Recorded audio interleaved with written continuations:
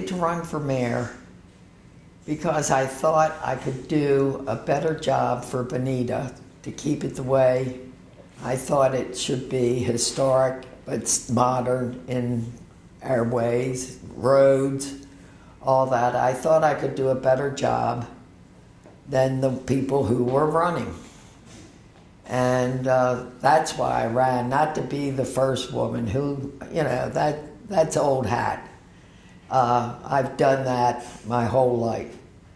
So it was just because I thought I could do a better job. And I was on the taxation committee, and I walked in there the first time, and they looked at me like I had two heads. And then that night they called me and said, I think you should be chairman. So I knew what I was talking about taxes and all, and I wanted the roads and everything fixed. I thought we could have, across from where the band shell is, a courthouse, and make it, you know, not old, but historic looking, and that would be a perfect spot for it.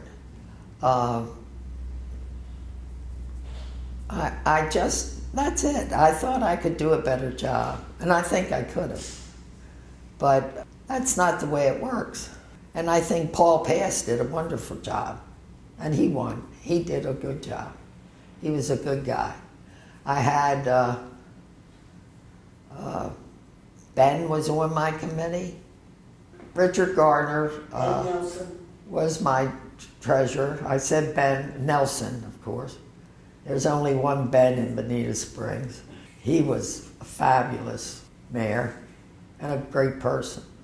And John Spear, who's an attorney here, has been.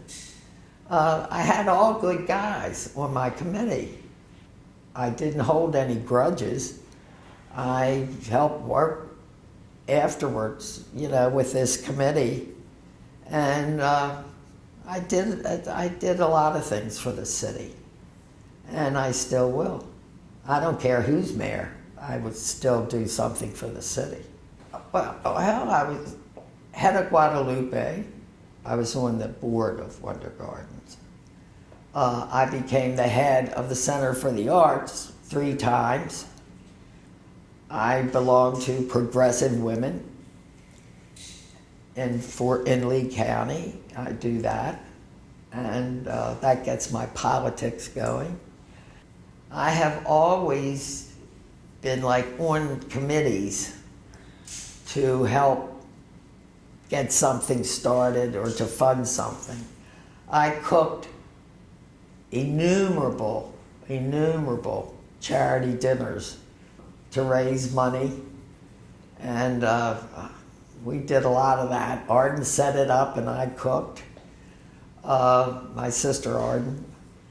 And so we've always been involved to help people raise money or, you know, give money if we could for any charitable thing that's good. We didn't have anything really in Bonita Springs. It was sort of all in Naples and all in Fort Myers. And we wanted to have a chapter, at least, of the Community Foundation.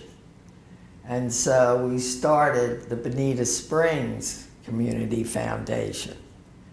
And we had that for a few years, raised money, and then it was merged into the Southwest Florida Community Foundation.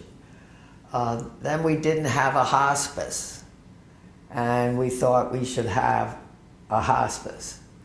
So we got together, and Women's Committee and all that raised money for Joanne's house, and that got us going. The YWCA, we didn't have that, and we wanted to get that involved, so we all got together and raised money for that. I'll say Bonita Bay raised a lot of money for Guadalupe. That was our only charity, really, because we didn't have all these things. And then when they started, people got involved in the other ones, like Joanne's house. There were a lot of things done for that by the Women's Committee. It's been a good 30 years, because even before I retired, I got Seagram and a man that lived in Bonita Bay, Jim Neer, who was the head of Wendy's. He got Wendy's, and that's how we started raising. We got things from both places, and we started golf tournaments and had prizes and the whole thing. And that's how we got started on Guadalupe. So it was really a personal. They didn't know where Guadalupe was, you know, the people in Bonita Bay, and there weren't that many of them, you know, because it was the beginning of Bonita Bay. But they were givers, and you could talk to them about what they did. And Sister Judy was good. She would come and, you know, give a pitch. And John Warfield was here, and he did a wonderful job. So it's been a good experience, and it was a very good experience with charity work. When I came to Bonita Bay on the weekends, or whenever I would fly through, I rarely would even get out of Bonita Bay. I'd play golf or, you know, whatever. And then when I lived here, I got outside the gates and I saw the needs for so many people. I mean, we did the giving them books, book bags, lunch. They just had nothing this side in some parts of it. Now there's some parts that of course did, but mainly it was very poor, very poor. And they all worked. They worked. And they rode their bikes to where they worked. And we gave bikes even. We got for the kids, you know, like at Christmas and things. It was just an amazement that you could have this development, which had everything, and you could have a town where 50% of the people had nothing. So that's really the soup kitchen and all the things that you know we did was because we got outside the gates. Now they're not getting outside the gates that much. They're a younger group in most cases, and once they get outside the gates, they'll realize and they'll get involved. I think you have to be a little older. They're still playing golf every day, you know. So, but once you get outside, you can't help but when you see the kids, I mean, you could take a donor out to Guadalupe, and when that kid pulls on your pants leg and says, "Hi, do you think I could go with you?" You're sold. You're sold. And they had never seen the beach. Hideaway Beach down in Marco Island takes the kids to the beach every, time, I guess a couple times a year. They had never seen the beach or the water or anything. So, I mean, there's a lot still to do. We need affordable housing. It's terrible. They say they have affordable housing and then they charge rents that are terrible, that the people can't afford. So we really have begged for affordable housing, and to no avail. They're building a high-rise right across from Wonder Gardens. Doesn't make sense. Doesn't make sense. We don't, after the hurricane, most of the employees left and went to Fort Myers. They found they could get jobs there and they could ride their bike from Lehigh and all around, because there's nothing here for them that they can live in. So it's Habitat for Humanity. We did a lot for them. When that started, we were very involved. The whole, really the whole old Bonita people, which I include myself, got involved in getting habitat here and for the workers. But still we need rented, affordable housing. When I came here, some of the women wanted to do artwork and all, and I couldn't, I said, I've never done any art, so I don't see any. But I went and got caught up in painting wine glasses. I saw the classes here because a friend of mine, was on the board, and I came over and I saw the classes, and I started taking classes in oil painting, and then I took classes in watercolor and all the others. Now, I did all that until about 5 years ago, and I got macular degeneration. I can't see faces. I can't,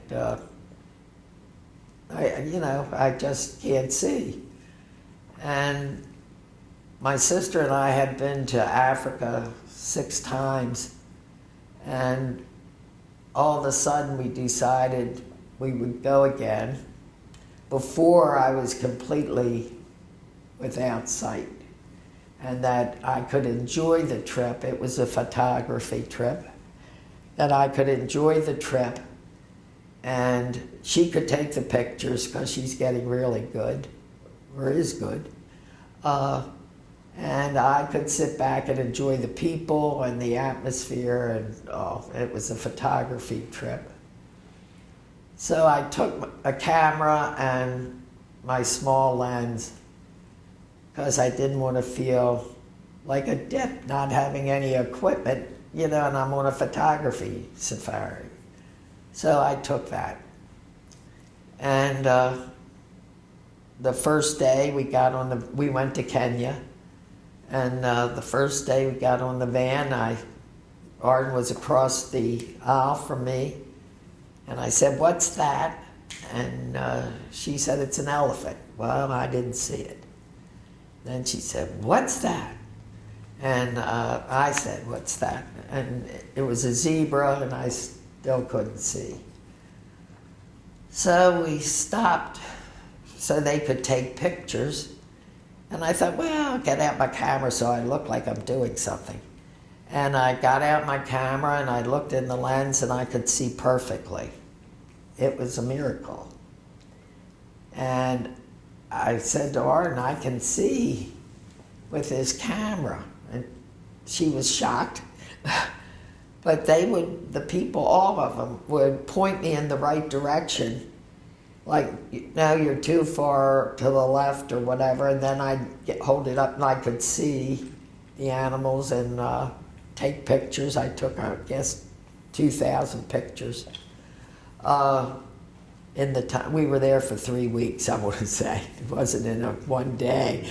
And I really couldn't believe it. I told my doctor when I got back, because I get shots in my eye to try to stem what I can see.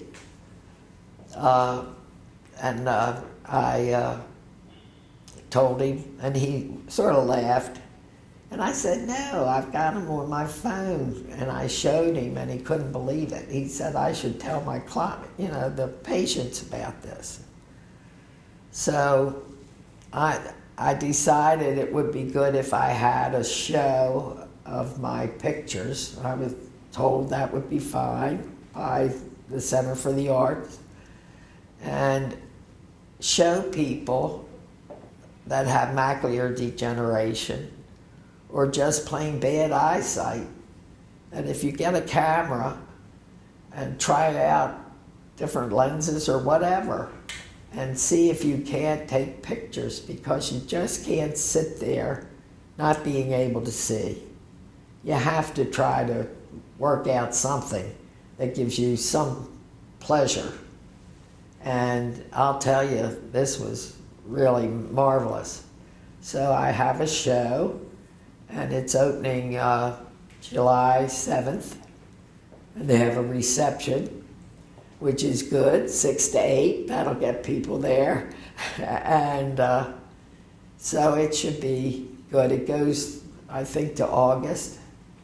And so I'm hoping that people will hear about it that have macular degeneration. We're trying to get it out to the Macular Degeneration Association and a few others, my doctor, whatever, and see if people that are like me and that I see in his waiting room all the time, it's loaded with people like me, that they can do something and create something.